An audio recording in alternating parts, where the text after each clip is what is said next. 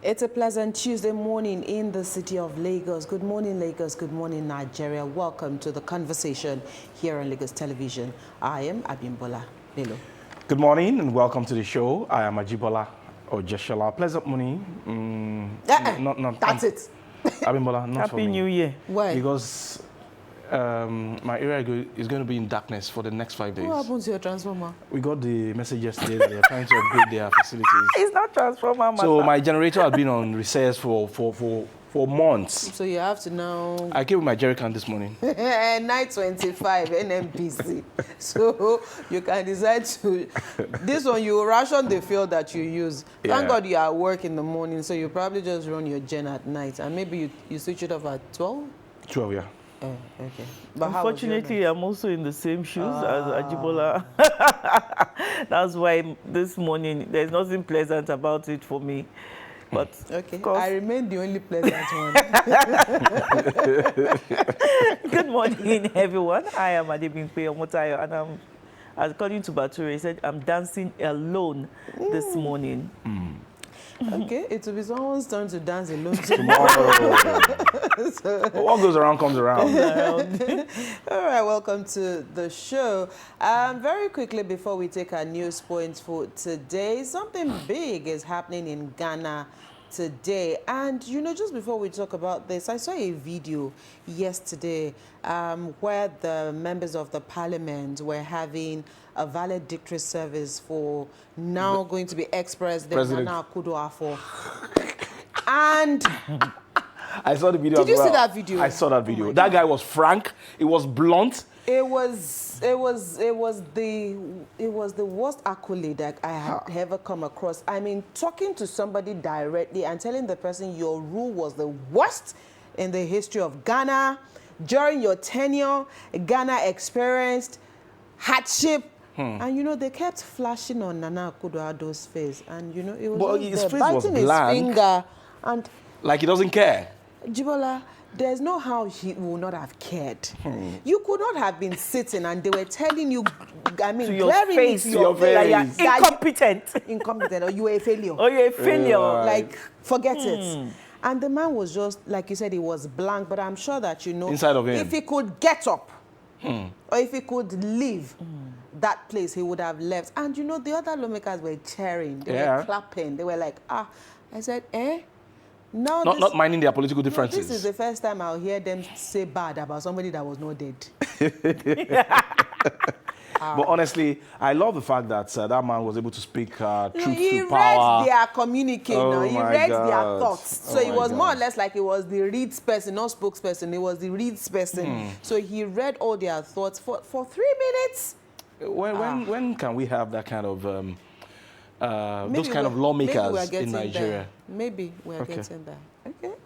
And of course, of course, on that note, Mr. President is in Ghana. We told you on the program yesterday. And of course, he arrived Ghana yesterday ahead of today's inauguration of John Dramani Mahama as the president of Ghana. And, you know, again, if we were to go back to what one of the lawmakers said, and that Ghanaians voted massively for this man who's been the president at one time and is coming back. And, you know, they spoke glowing about what they expect this time round. And, of course, like we said on the program yesterday, Ghana and Nigeria, we are brothers, we're sisters, and at the same time, we're rivals. We're right, yeah. In When it comes almost to everything. football, when it comes to jollof rice, okay, and Yes. and you know so many other things.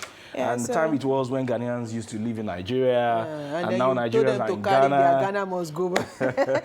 Well, those are the pictures there of Mr. President when he arrived Ghana, and of course, he sought audience with, you know, the soon-to-become president of the Federal Republic of Ghana in a matter of hours. That ceremony is about now kicking off there in Ghana. So hopefully we'll be able to connect with our correspondent, Adigboye Garobodo, who is also on the entourage of Mr. President. Maybe, if not this morning, maybe later in the day, just to have a feel of what is going down in Ghana today. Let's quickly take our news points. Budget. Ajibola, would you want to start? Okay, we start from the federal level before we come to the state. National Assembly begins 2025 budget defense today. The House of Representatives will begin the 2025 budget defense session with ministries, departments, and agencies today, January 7, 2025. According to the chairman of the Committee on Appropriations, Abubakar Bishi, the harmonization of reports from the exercise will take place on Wednesday, January 22nd, 2025. The committee is expected to lay its report in a special session set for January 31st. Bishi made the announcement in an interview with journalists following the inaugural meeting of the committee on Monday. The 2025 appropriation bill, which President Bola Tinubu presented to the National Assembly on December 18, 2024, amounts to 49.74 trillion naira. The House passed the proposed budget on December 19, 2024, after a second reading, and referred it to the Appropriation Committee and all standing committees as subcommittees for further legislative input. Bishi assured Nigerians that the budget defense will be carried out in their best interest, stating, "We just had the inaugural meeting today for the 2025 appropriation bill. You are all aware that the President has presented the budget to us, and by tomorrow, January 7, we will start the defense with all MDAs. The budget defense will run from January 7th to January 17, and the harmonization process is scheduled to hold from January 22nd. The final report will be laid by January 31st. We are going to study the budget proposal. All committees will study it. I believe the budget is for Nigerians, for our development, infrastructure, and other important things, and I'm sure Nigerians will be happy with it," Bishi added. He also reaffirmed the Parliament's commitment to thoroughly scrutinizing the proposed budgetary expenditures, revenues, and other key elements of the 2025 appropriation bill. So that's the budget, 49.76 trillion, and the National Assembly giving us the assurance that this particular budget is going to impact Nigerians. The budget that will be passed after January. Yes. For the year 2025. 25. Sometimes we just do things. I thought that they had agreed, or That this it should be- that it should be the preceding year before, so it should have been passed in December, even though maybe it was presented a bit late Yeah. to them, but they could have as well just done all their work. Yeah. I mean, all through the holidays, and by now we should actually be looking at, getting the budget passed. We just like afefe yeye in everything. Budget defense will span how many weeks? From now till the 7th. And all the MDAs, they still have to come. The lawmakers will raise questions. By 31st, Sha, we'll know where we are hopefully, going. Hopefully. Okay. Adebimpe, let's take your own, since it's also budget. Okay, Lagos Assembly passes 3.4 trillion budget for 2025.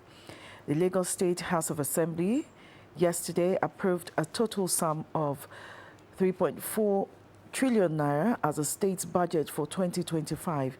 The approval followed the presentation of a report on the budget by the chairman of the Joint Committee on Appropriation and Finance, Honorable Saad Olumo, and the subsequent voice note by lawmakers during a sitting presided over by the Speaker, Mudashiru Obasa.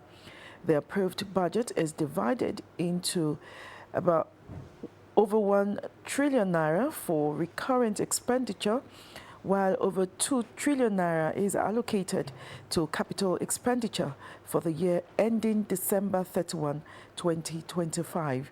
The passage of this budget, I quote, reflects the commitment of the Lagos State House of Assembly to ensuring continued growth and development in the state, unquote, said Saad Olumo, chairman of the Joint Committee on Appropriation and Finance.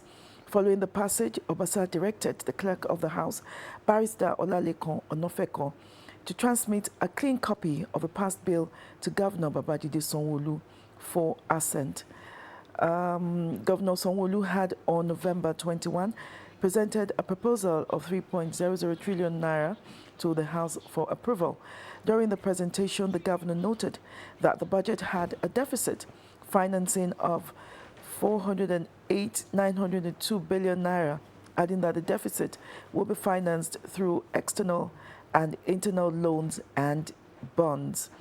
Meanwhile, the House also passed a bill during Monday's plenary to consolidate all laws on local government administration in Lagos State. The bill makes provision based on constitutional amendment as well as amendments by the National Assembly which have direct effect on the local government excuse me, in Lagos State.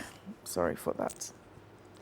So, well, budget passed here in Lagos now to be assented to by Mr. Governor, and meaning that, you know, activities for the year can commence, budgetary allocations for the year in all sectors can then commence now that, you know, the State Assembly has given a nod to this. So, Mr. Governor has also promised that 2025 will be a year of, you know, more projects for the state. So we do hope that Mr. Governor and his team will start the year on, you know, a great note. And now that the budget has been passed by the State House of Assembly, we also have some critical role to play in that particular budget coming to fruition, and of course making it successful by ensuring that we pay our taxes so that government can have enough money to construct roads, build hospitals, build schools. There's no free lunch in Freetown. The government will start thinking out of the box on how to raise more money. Don't tax us to death. All right, our final news point today. China virus, NCDC reactivates COVID-19 protocols. The Nigerian Center for Disease Control, NCDC, declared yesterday that Nigeria is not at risk yet of the human metapneumovirus infection, HMPV. In China, thousands of people, especially children, had been hospitalized due to the infection. The center, apart from its advisory, also introduced COVID-19 protocols at the airports and borders. It listed the measures taken as comprehensive situation analysis at points of entry, POEs, development of an HMPV entry implementation protocol as approved by the Health Minister, Professor Ali Pate, and the identification of quarantine facilities for managing suspected or confirmed cases. The NCDC Director General, Jide Idris, said that following the dynamic risk assessment, the agency, in collaboration with others, is strengthening its preparedness at the POEs, among other steps, to mitigate the potential transmission of HMPV through international travel. He also said infection prevention and control materials and information, education and communication resources are being deployed to frontline staff and travelers. In addition to laboratories in states with international airports being equipped to facilitate the testing, the Director General said hospitals nationwide have received advisories on IPC practices, while healthcare workers are being trained for case management preparedness. Well, that's it. We said it on the program yesterday that the federal government, of course, has started, you know, again, these protocols, and here we are, the COVID-19 protocols, and basically is the fact that we almost adhere strictly to some of these protocols, hand washing, you know, keeping your distance if you have a cold is very important. I think mask sellers now, we start, this is a good time for business. Time for business, yeah. For business again. Mask that went back to 100 naira, you now start selling for 500 naira again. Yesterday at the gathering, I saw a lot of people wearing the masks. So we are back to... And I don't think this hand washing practice should ever even stop. It shouldn't. Even, especially in schools. Yeah, you know, yeah. I don't think but it should the thing stop. about it is that we are just a funny people. When things are as it is hot, we also do as it is hot. But once it pipes low, everybody just assumes that, you know, we're well. So we should all ensure that, you know, hand washing at all times remains critical. Again, you start looking at when there is no water. And buy hand sanitizers. We have sanitizers. There is no water. You can use spirit, ventilated spirit. Somebody said Ogogoro. or maybe just take your wipes. Yeah. Okay, just take your Okay. wipes. Yeah. All right, those are our news points for today. Let's quickly head to the X platform this morning and take a look at one of the many trending stories there. So Peter Obi is trending this morning, and why is it trending? For those who saw an interview, I think it was yesterday or on Sunday, by APC Publicity Secretary Felix Morka, who said Peter Obi was doing too much. He had crossed the line many times, and anything that came to him, it should ticket. And so Peter Obi is saying his life and that of his family members are in threat. And His children are not in Nigeria, in case he's forgetting that. okay. So maybe his own life is at threat. And what Morka said, he was just being political, defending his political party. I don't think it's that serious. Politics.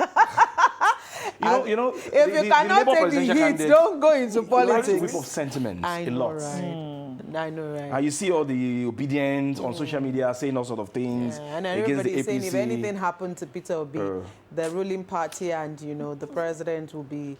I just think that Peter Obi just likes attention, Yes. But another thing for me is sometimes I think, yes, as much as he has the liberty, he has the right, I think he also deliberately just does certain things that are able to divide the country. Yes. By visiting certain places, yeah. saying certain things, and, all the time just finding a loophole in the policies of government. There's a government in place. You can't be parallel. You were once a presidential candidate. Wait till 2027. Why are you making a New Year's speech? As exactly. And As then, what? as what? As a former presidential candidate. Certain things just happen. And if you were to flip the coin to what you can't take, You don't give it. don't give it. Yeah. It's just as simple as that. So Peter Obi and others should also look at it. If they were in power, would they also be happy if what they're doing And is some done? people even went as far as making reference to when he was the governor of Anambra State, that what did he do to actually impact the state or make it better? That since he was given an opportunity to serve at the state level and he didn't really make any impact then. So you should sit Nigeria is down and bigger wait. than You should Anambra. sit it out. There's nobody from Anambra You here. should sit this one out. Blessing, are you from Anambra? Blessing is from This Kogi. is from Kogi. Oh, the Lions. The white lion.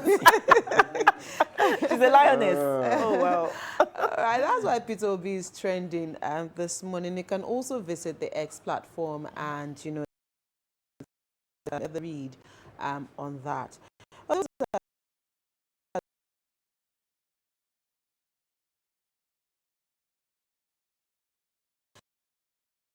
We are not, analyzing some of the economic reforms of Mr. President, of course, in 2024 and now in 2025. What are some of the things that this administration needs to consolidate on to make Nigeria an economic stability as we move on in the year? That conversation is after this break.